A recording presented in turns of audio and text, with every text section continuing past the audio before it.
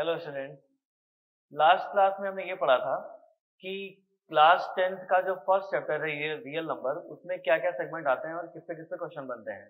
तो उसमें हम लोगों ने जो टॉपिक कवर किए थे वो रैशनल नंबर के थे और इर्रेशनल नंबर के थे। तो रैशनल नंबर में हमने ये देखा था कि नंबर लाइन पे किस तरीके से प्लॉट होते हैं और नंबर्स को किस तरीके से कैटेगराइज किया जाता है कि वो टर्मिनेटिंग है या नॉन टर्मिनेटिंग है। ठीक है। फिर हमने ये देखा था कि वो अगर रैशनल नंबर होते हैं तो P बाई क्यू के फॉर्म में लिखे जा सकते होते हैं, तो उसको हमने कैटेगराइज कर दिया था। उसके बाद इर्रेशनल में ये देखा था कि जो नंबर इर्रेशनल होते हैं उनको हम प्रूव कैसे करते हैं कि वो इर्रेशनल है। और रैशनल में हमने ये भी देखा था कि एचसीएफ और एलसीएम किस तरीके से फाइंड किया जाता है।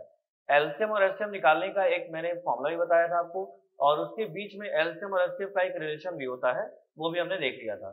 तो इर्रेशनल के ऊपर एक क्वेश्चन तो मस्ट होता है, ये जरूर आएगा, उसको आप लोग देख लीजिए और उसको आप लोग तैयार कर लीजिएगा। ओके।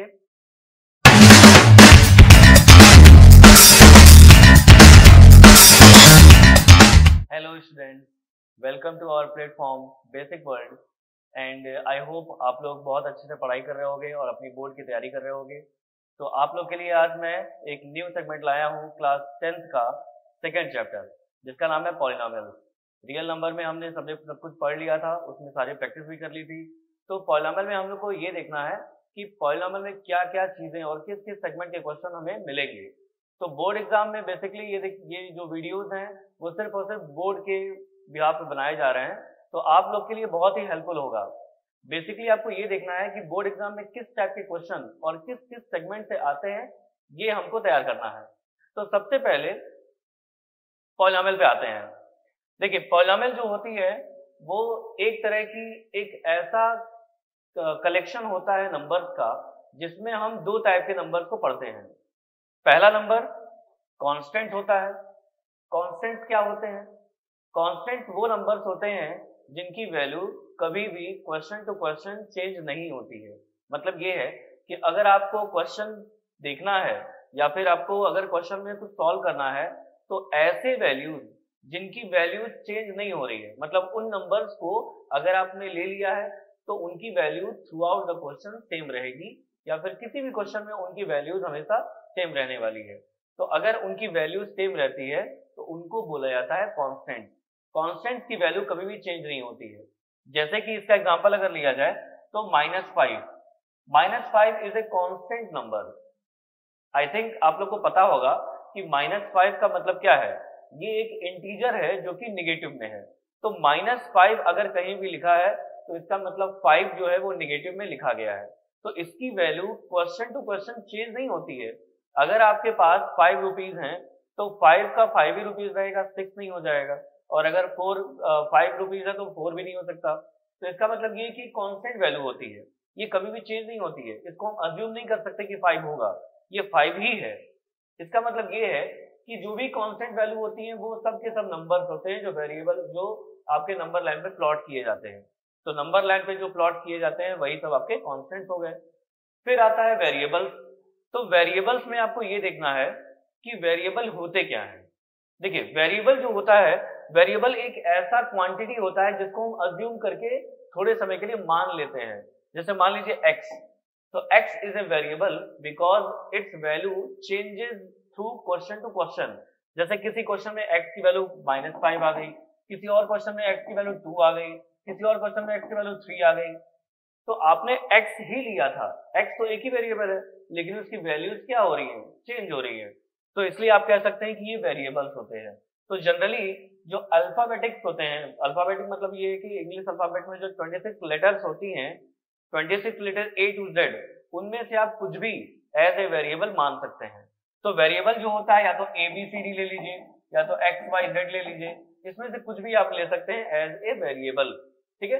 तो वेरिएबल जो होते हैं वो आप किसी को भी चूज कर सकते हैं, लेकिन आपको ध्यान ये देना है कि वेरिएबल की जो वैल्यूज होंगी वो उस क्वेश्चन में एक ही वैल्यू आनी चाहिए। मतलब अगर वो क्वाड्रेटिक है तो 2 वैल्यू देगा, लेकिन ये जो वैल्यूज होती हैं ये वैल्यूज वेरिएबल होती हैं, चेंज हो सकती हैं। ठीक है। जैसे आपने किसी क्वेश्चन में मान लीजिए x = 7 देखा, तो ऐसा नहीं है कि हर क्वेश्चन में उसकी वैल्यू 7 ही आएगी, ऐसा नहीं हो सकता।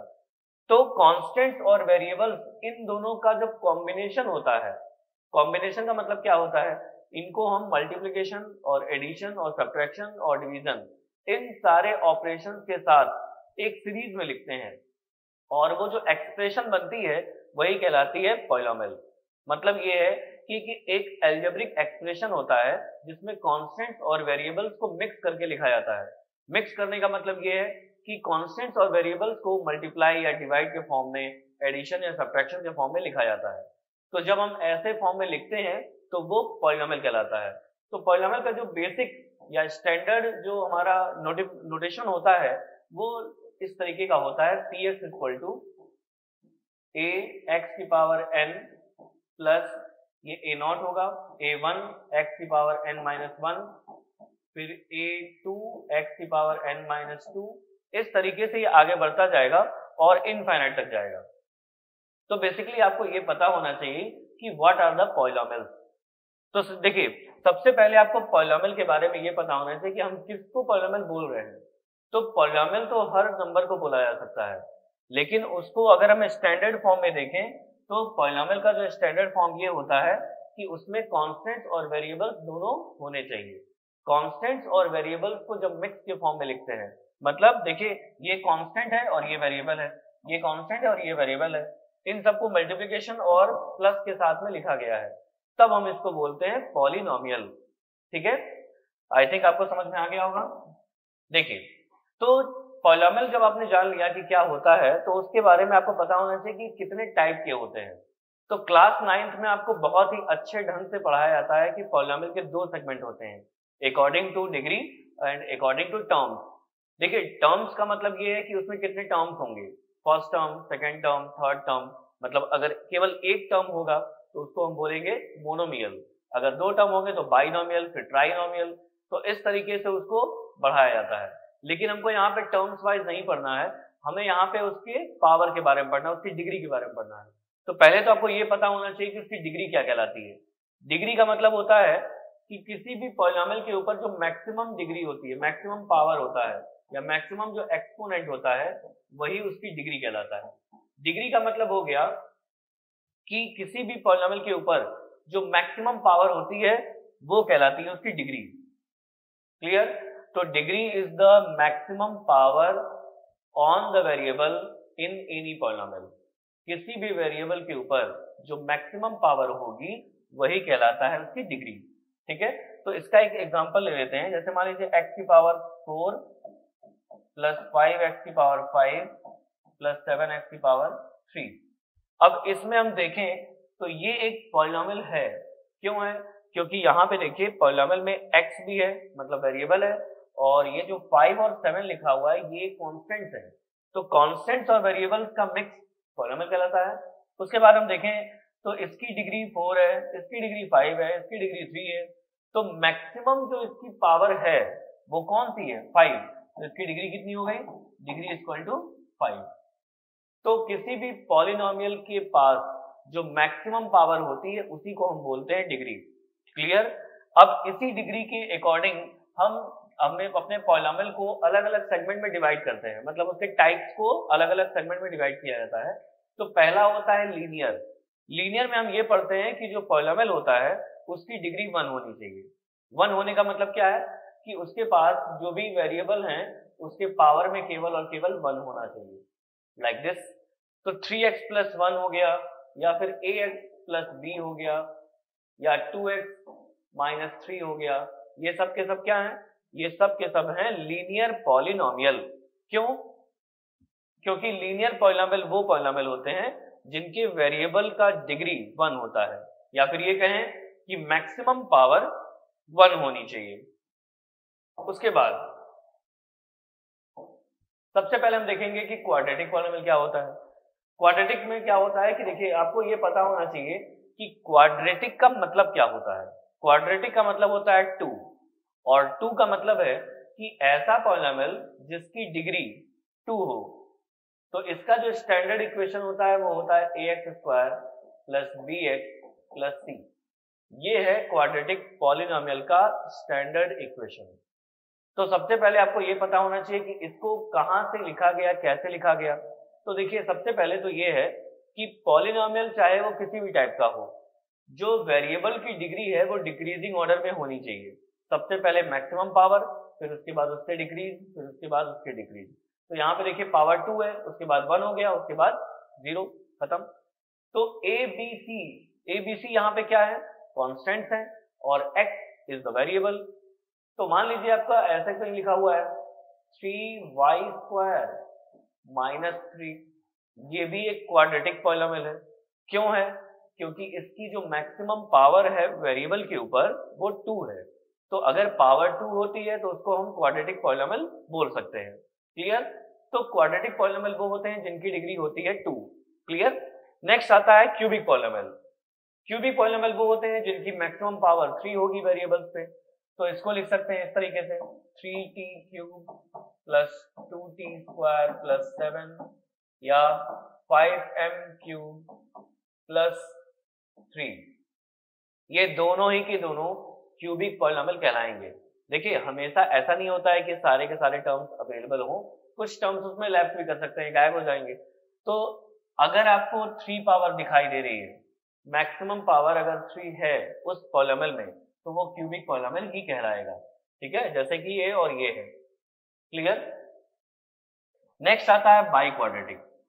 बाई क्वाड्रेटिक का मतलब ये होता है कि उसमें पावर हो गई 4, तो 4 का मतलब होता है 2 × 2, इसलिए बाई क्वाड्रेटिक मतलब 2 बार क्वाड्रेटिक आएगी। तो अगर मान लीजिए कहीं लिखा हुआ है इस तरीके का ax⁴ bx² प्लस c, तो इसको हम इस तरीके से लिख सकते हैं ax² का whole square plus bx² plus c। तो इसमें देखिए क्वाड्रेटिक 2 बार आ गया, मतलब क्वाड्रेटिक 2 बार आने का मतलब बाई क्वाड्रेटिक हो गया। बाई क्वाड्रेटिक पॉलिनोमियल का एक और नाम होता है क्वार्टिक। क्वार्टिक पॉलिनोमियल भी इसको बोला जाता है, मतलब बाई क्वाड्रेटिक को क्वार्टिक पॉलिनोमियल भी बोला जाता है, उसका एक नाम होता है। लेकिन आपको बाई क्वाड्रेटिक नाम से ही जानना है। तो बेसिकली होता ही है कि यहाँ पे पावर 4 मिलेगी, मैक्सिमम डिग्री कितनी होगी 4। तो इसकी डिग्री हो गई 1, इसकी डिग्री हो गई 2, ये 1 डिग्री का है, ये 2 डिग्री का है, ये 3 डिग्री का है और ये 4 डिग्री का है। ठीक है, तो जितनी डिग्रीज होंगी उसके हिसाब से उनके नॉमिनेशन किए गए हैं। क्लियर? नेक्स्ट, अब हम यहाँ पे देखेंगे कि जीरोस क्या होते हैं। What are the zeros? देखिए जीरोस होता क्या है। जीरोस का मतलब होता है किसी भी पॉलिनोमियल में जो वेरिएबल होता है उसकी जगह पे अगर आप कोई ऐसी वैल्यू रख दें जिससे कि वो पूरा का पूरा 0 हो जाए, तो वही वैल्यू कहलाएगी उसका जीरोस। इसका छोटा सा एग्जांपल लेते हैं। मान लीजिए px की वैल्यू दिया गया है 2x माइनस 3।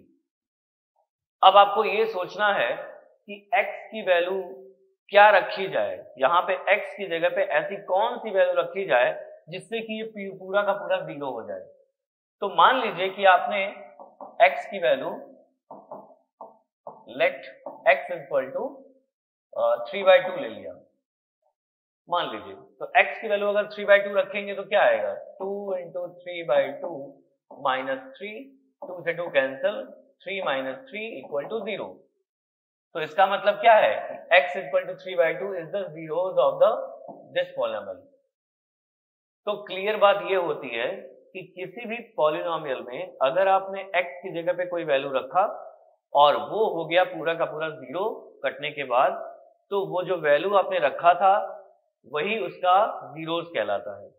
ठीक है, तो जीरोस निकालने का क्या फंडा होता है, जीरोस हम निकालते कैसे हैं?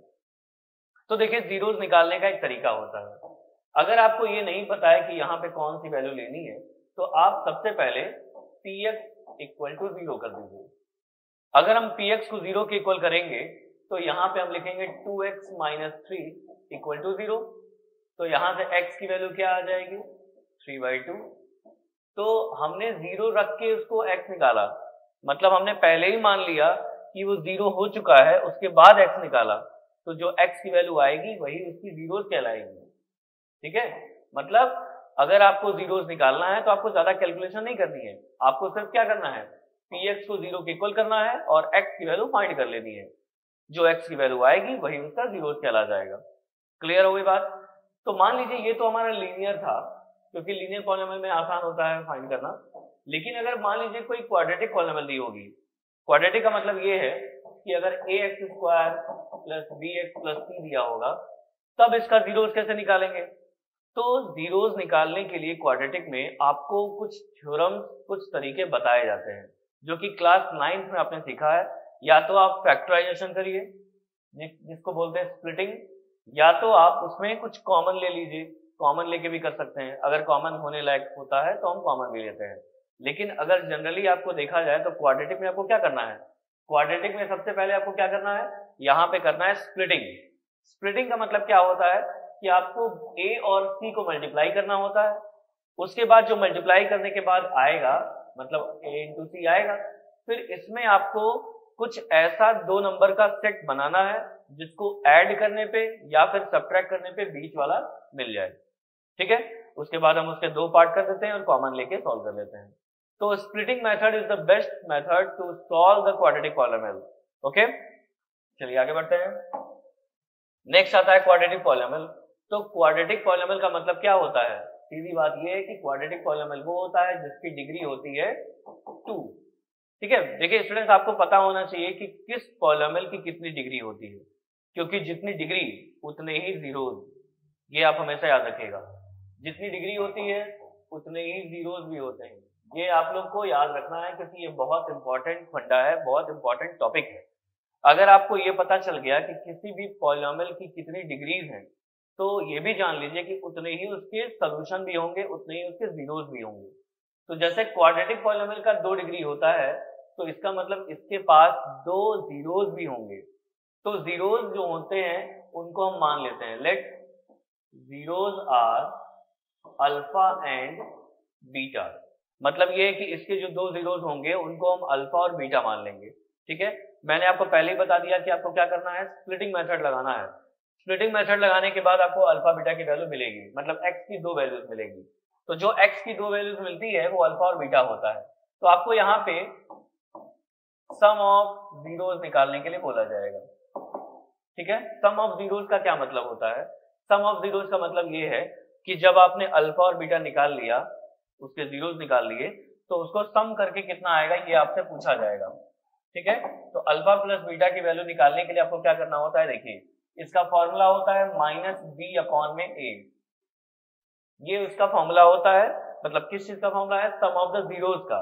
तो आपको करना ये है कि यहाँ पे जो x का कोफिशिएंट है b, उसको यहाँ लिखना है माइनस साइन के साथ में, और x स्क्वायर का जो कोफिशिएंट है x स्क्वायर के साथ में क्या है a, उसको यहाँ पे डिवाइड करना है, ठीक है। तो हम इसको लिख सकते हैं ऐसे, माइनस के बाहर कोफिशिएंट ऑफ x और नीचे कोफिशिएंट ऑफ x स्क्वायर। इस तरीके से भी आप याद कर सकते हैं, minus coefficient of x upon में coefficient of x square. Coefficient का मतलब क्या होता है, उसके साथ में जो प्रोडक्ट में होता है वही कोफिशिएंट कहलाता है। तो अगर आपने देखा तो x स्क्वायर के साथ में प्रोडक्ट में कौन है, a, और x के साथ में कौन है, b। तो x का कोफिशिएंट हो गया b और x स्क्वायर का कोफिशिएंट हो गया a, माइनस बाहर लगेगा ही लगेगा, ये आपको लगाना है, ठीक है। उसके बाद आता है प्रोडक्ट ऑफ जीरोज। तो प्रोडक्ट ऑफ जीरोज में क्या होता है, प्रोडक्ट ऑफ जीरोज का मतलब होता है अल्फा इंटू बीटा। मतलब आपको जो जीरोज हैं उनको प्रोडक्ट करना है, मल्टीप्लाई करना है। तो मल्टीप्लाई करने पे आता है c/a। अब c क्या चीज है, c आपको पता होना चाहिए कि ये है कांस्टेंट टर्म, ठीक है, कांस्टेंट होता है, और a का मतलब है कोफिशिएंट ऑफ x स्क्वायर, ठीक है। वैसे बेसिकली आपको ये फॉर्मूला लर्न करना है, इससे तो कोई मतलब नहीं है, वो आप क्वेश्चन लगाते लगाते अपने आप सीख जाएंगे। तो बेसिकली आपको सबसे पहले फॉर्मूला याद करना है ये वाला, इसको मैं हाईलाइट कर दे रहा हूं, ये वाला फॉर्मूला आपको याद होना ही चाहिए और ये वाला फॉर्मूला भी आपको याद रखना है। सबसे पहले आपको पूछा जाएगा sum of zeros. Sum of zeros का मतलब होता है अल्फा प्लस बीटा, और इसकी वैल्यू आती है -b/a। फिर आता है प्रोडक्ट ऑफ जीरोज, इसकी वैल्यू आती है c/a, मतलब product of zeros alpha into beta. Clear हो गई बात।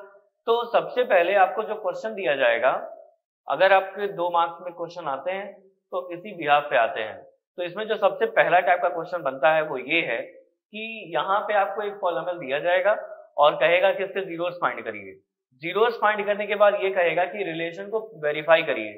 तो रिलेशन को किस तरीके से वेरीफाई करना होता है ये हम आपको बताते हैं। सबसे पहले यहाँ पे देखिए graphical representation of quadratic equation. Quadratic polynomial जो होता है वो इस तरीके का होता है, ax² plus bx plus c। ठीक है, तो जब भी आप इसका ग्राफ बनाएंगे तो आपको इस तरीके का ग्राफ मिलेगा। इस डिजाइन को बोलते हैं पैराबोला। ठीक है, जो कि आपको क्लास 11th में अच्छे से पढ़ाया जाएगा कि पैराबोला होता क्या है। क्लास 11th में पैराबोला के बारे में पूरा का पूरा एक एक्सरसाइज है, पूरा का पूरा एक चैप्टर ही है, उसके बारे में आपको बहुत अच्छे से पढ़ना है।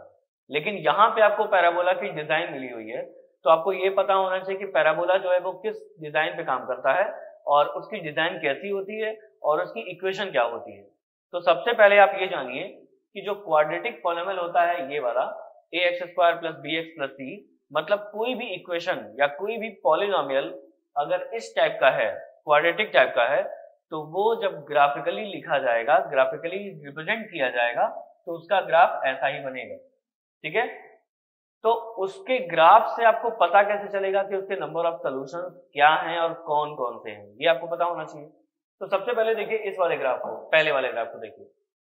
तो मान लीजिए आपने ग्राफ बनाया और यहाँ पे ये -1 पे कट कर रहा है और यहाँ पे 3 पे कट कर रहा है।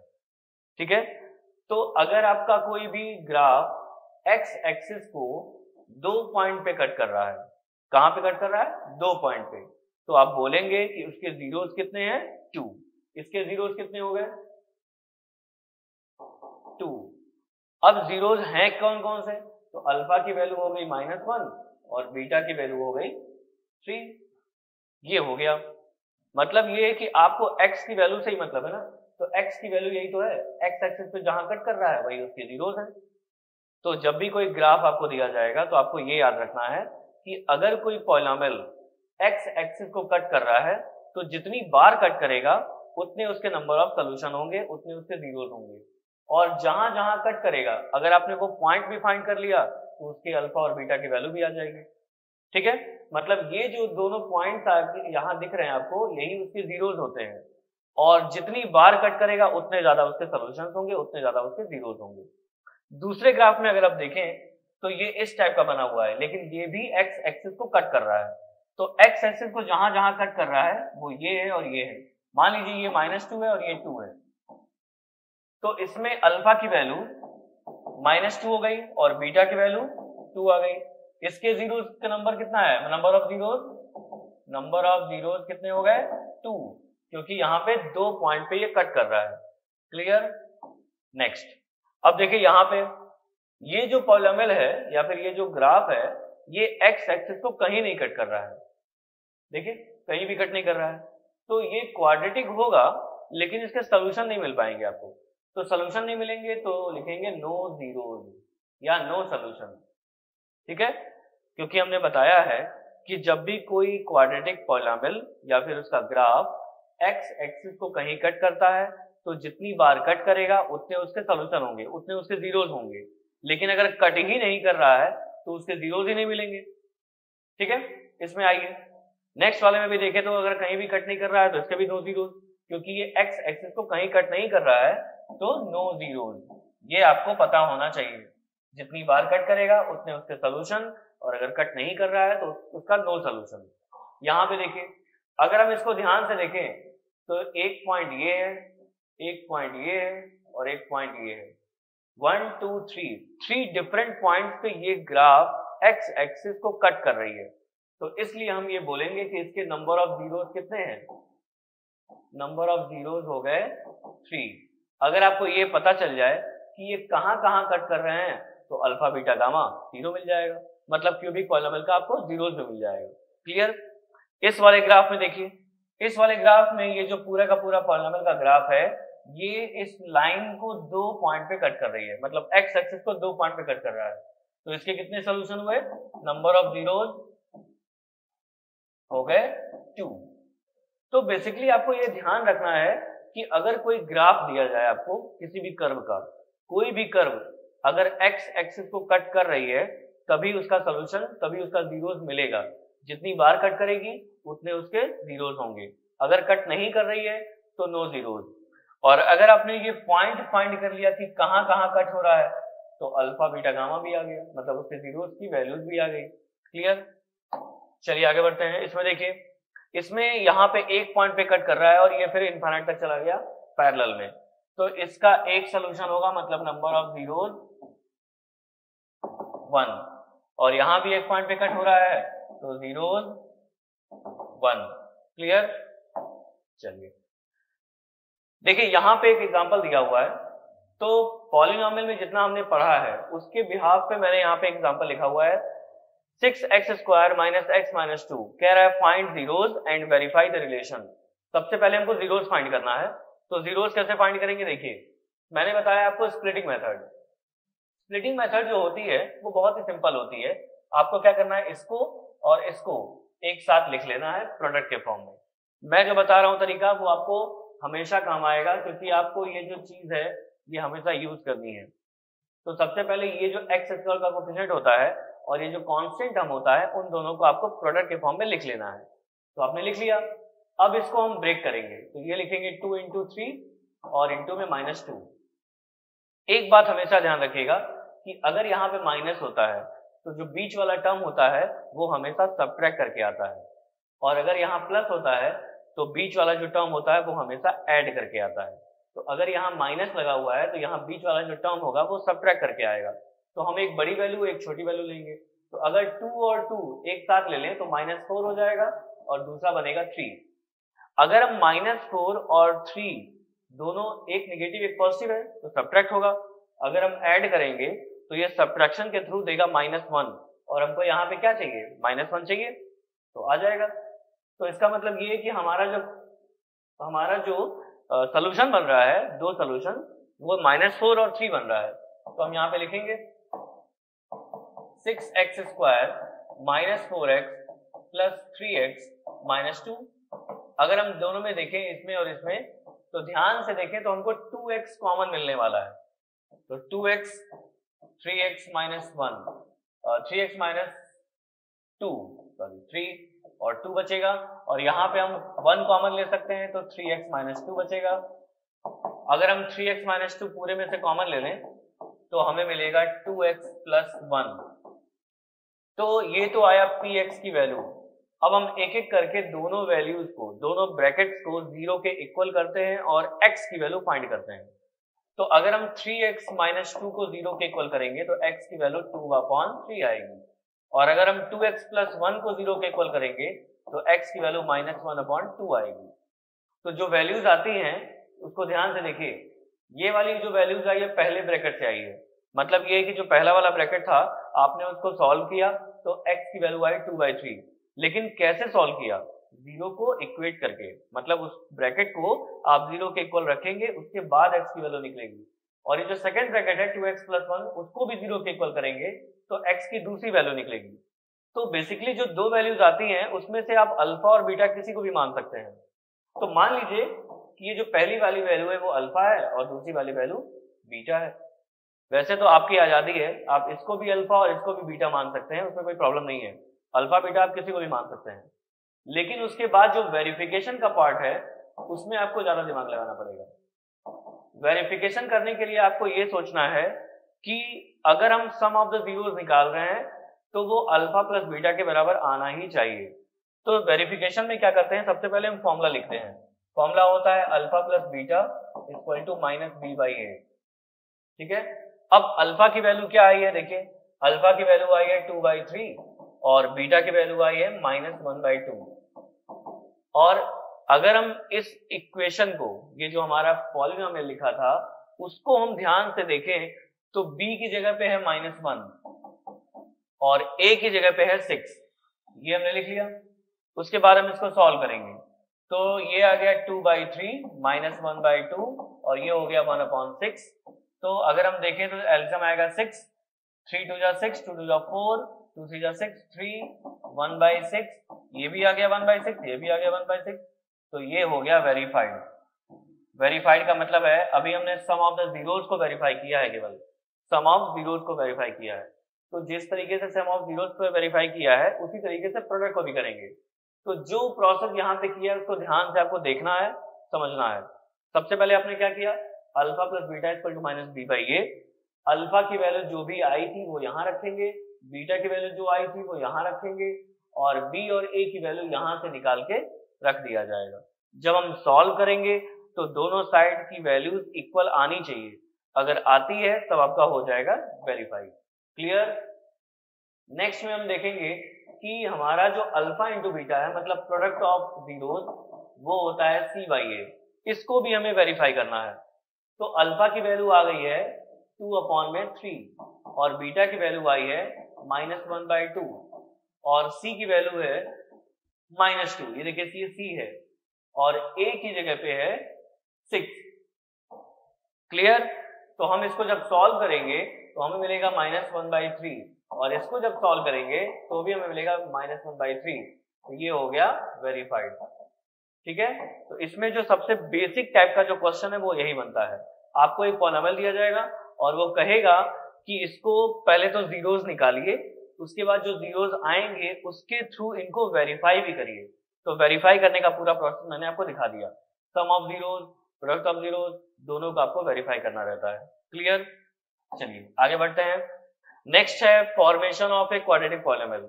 अगर आपको सम ऑफ जीरोस और प्रोडक्ट ऑफ जीरोस दे रखा है तो आप उसके थ्रू पॉलिनोमियल बनाएंगे कैसे।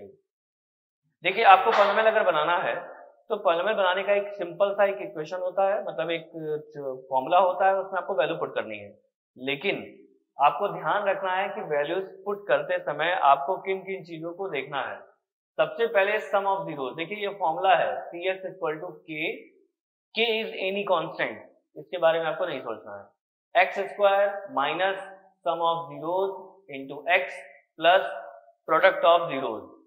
तो ये जो लिखा हुआ है इसी स्टेटमेंट में आपको वैल्यूज को पुट करना है। कहां कहां वैल्यू पुट करना है इसको मैंने फॉर्मूले के रूप में लिख दिया है। तो Px = होता है k x² minus alpha plus beta into x plus alpha beta. Alpha plus beta क्या होता है, सम ऑफ जीरोस, आपको पता ही है। अल्फा इंटू बीटा क्या होता है, प्रोडक्ट ऑफ जीरोस, आपको पता ही है। तो अगर आपको सम ऑफ जीरोस दे रखा हो, सम ऑफ जीरोस दिया हो -1/4 और प्रोडक्ट ऑफ जीरोस दिया हो 3/4 मान लीजिए, तो अगर सम ऑफ जीरोस और प्रोडक्ट ऑफ जीरोस दिया रहेगा तो हम उससे पॉलिनोमियल बना सकते हैं। तो क्या करेंगे, x² यहाँ k लिखेंगे, फिर माइनस में सम ऑफ जीरोस की वैल्यू क्या है 1/4 माइनस में और इंटू x, क्योंकि एक माइनस इसका और एक में माइनस दे रखा है, प्लस में 3/4 और ब्रैकेट क्लोज। क्लियर। तो हम यहाँ पे देखें तो k, अब यहाँ पे अगर हम इसको ओपन करेंगे तो 4 को एलसीएम लिया जा सकता है। तो अगर हम 4 को एलसीएम लें तो 4x² प्लस x प्लस 3/4। तो ये जो k होता है वो इसी 4 को रिप्रेजेंट करने के लिए लगाया जाता है बेसिकली। ठीक है। k जो होता है वो एक कांस्टेंट होता है जो कि आपको ये 1/4 या 1/2 या जो भी आएंगे इनको रिप्रेजेंट करने के लिए लगाया जाता है। तो आप इसको लिख सकते हैं इस तरीके से 1/4 4x² प्लस x प्लस 3। ठीक है, बेसिकली आपका ये आता है। तो मेनली आपको ये देखना है कि जो पॉलिनोमियल है वो किस तरीके से फॉर्म होता है। तो इसको फॉर्म करने के लिए आपको सम ऑफ जीरोस और प्रोडक्ट ऑफ जीरोस पता होना चाहिए। तो पॉलिनोमियल में जो सेगमेंट मैंने पढ़ाया है आज, उसमें थोड़ा सा और बाकी है जो कि हम नेक्स्ट क्लास में डिस्कस करेंगे। तो जो भी आज हुआ है उसको आप अच्छे से पढ़ लीजिए, और अगर आपको वीडियो पसंद आई है तो लाइक करिए, शेयर करिए और अपने दोस्तों के साथ शेयर करते रहिएगा और बेल आइकन को प्रेस करिएगा ताकि नोटिफिकेशन आपको मिलती रहे। Okay, thank you.